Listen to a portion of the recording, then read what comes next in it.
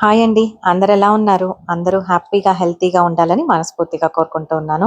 ఇవాళ potato fry చేస్తూ ఉన్నానండి. బేబీ పొటాటో ఫ్రై చాలా బావుంటుంది. ఒకసారి తప్పకుండా ట్రై చేయండి. ఫస్ట్ అయితే పొటాటోస్ నీట్‌గా వాష్ చేసుకోవాలి. ఇలాగా స్టీమింగ్ బౌల్‌లో తీసుకున్నానండి. ఇదొచ్చేసి అగారో రీజెన్సీ ఎలక్ట్రిక్ కుక్కరు. ఇందులో ఈ స్టాండ్ ఇస్తారు మనం కొనేటప్పుడే.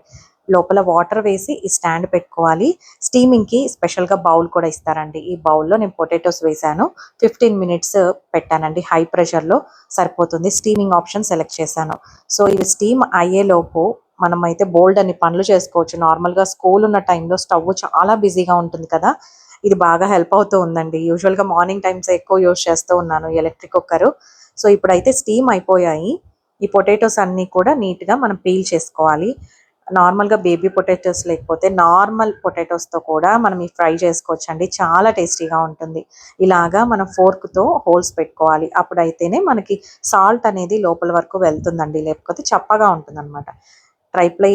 స్టెయిన్‌లెస్ స్టీల్ కుక్‌వేర్ తీసుకున్నాను. అది బాగా వేడెక్కాలనమాట. అప్పుడైతేనే మనం ఏ ఫ్రై ఐటెమ్ చేసినా అడుగున మాడదండి. అంటుకోదనమాట. స్టిక్ అవ్వదు. ఫస్ట్ అయితే పోపు దినుసులు వేశాను. ఆ తర్వాత కరివేపాకు వేసుకున్నాను. పచ్చిమిర్చి మీకు ఇంట్రెస్ట్ ఉంటే వేసుకోవచ్చు. ఆ తర్వాత ఈ స్టీమ్డ్ పొటాటో వేశాను. ఇందులో పసుపు యాడ్ చేసుకోవాలి. బాగా వేగనివ్వాలండి. Sim to medium flame adjust చేసుకుంటూ బాగా రోస్ట్ అవ్వాలి.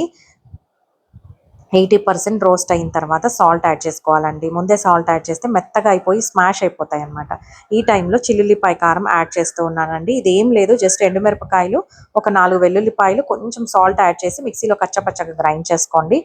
ఈ కారం మనకి 1 మంత్ పాటు ఫ్రెష్‌గా ఉంటుందండి. ఫైనల్‌గా కారం పొడి యాడ్ చేసుకుంటే మనకు నల్లపడదు, మాడిపోదనమాట. టేస్ట్ చాలా బావుంటుంది. ఒకసారి తప్పకుండా ట్రై చేయండి. ఎలా వచ్చింది అనేది కామెంట్ చేయండి.